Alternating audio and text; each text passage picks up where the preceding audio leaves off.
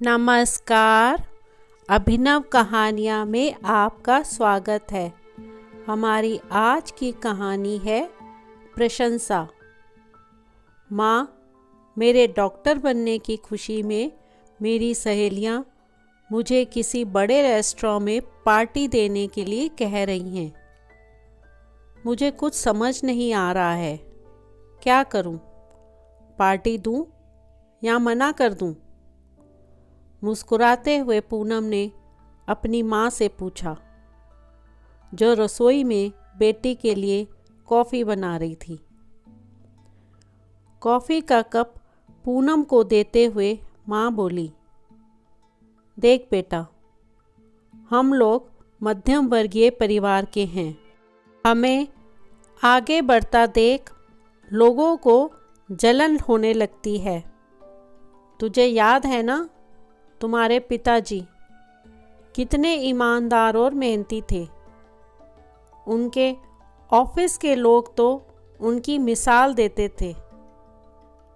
फिर उनके कुछ मित्रों ने उन्हें शराब की आदत लगवा दी। वे दिन रात नशे में चूर रहने लगे।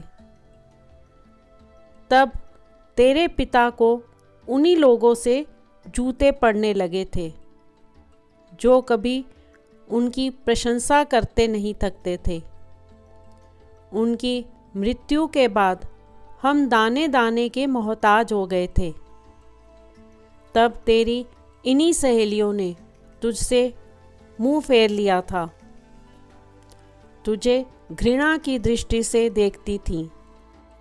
जब मैं काम के लिए निकलती थी और तू पूरी मेहनत से पढ़ाई करती थी, तो आसपास के लोग हमें कितने ताने देते थे। हाँ माँ, सब याद है, पूनम धीरे से बोली। माँ बोली, अब बेटी, तू अपनी कड़ी मेहनत से यहाँ तक पहुँची है, उसमें उनका तो कोई योगदान नहीं है। वो तो तेरी प्रशंसा करके तुझे सिर पर तो बिठाएंगे ही, लेकिन तेरी एक गलती पर यही लोग तेरी आलोचना करने में 1 मिनट की भी देरी नहीं करेंगे। इसलिए बेटी, इनकी चिकनी चुपड़ी बातों में कभी मत आना। ये हमेशा याद रखना कि तुझसे ऐसा कोई काम ना हो जिससे समाज में हमें नीचा देखना पड़े। हाँ, जब तुझे पहली तनख्वाह मिले तो मंदिर में जाकर भगवान को धन्यवाद अवश्य देना। बाहर बैठे गरीब लोगों की थोड़ी मदद कर देना। देखो बेटा, समाज सेवा से बड़ा कोई धर्म नहीं है। किसी की मदद करने में कभी निंदा नहीं होती, दुआएं मिलती हैं। कहते कहते उनकी आंखें नम हो गईं। माँ के आंसुओं को पोंछते हुए पूनम बोली, मेरी अच्छी माँ, आप चिंता मत कीजिए। आपकी बेटी ऐसा कोई काम नहीं करेगी जिससे आपको अपमानित होना पड़े। कहते हुए वह अपनी माँ के गले लग गई।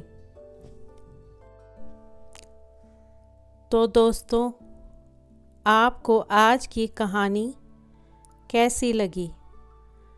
लाइक और कमेंट करके ज़रूर बताएं और चैनल को सब्सक्राइब करना बिल्कुल ना भूलें। तो मिलते हैं एक नई कहानी के साथ। बहुत बहुत धन्यवाद।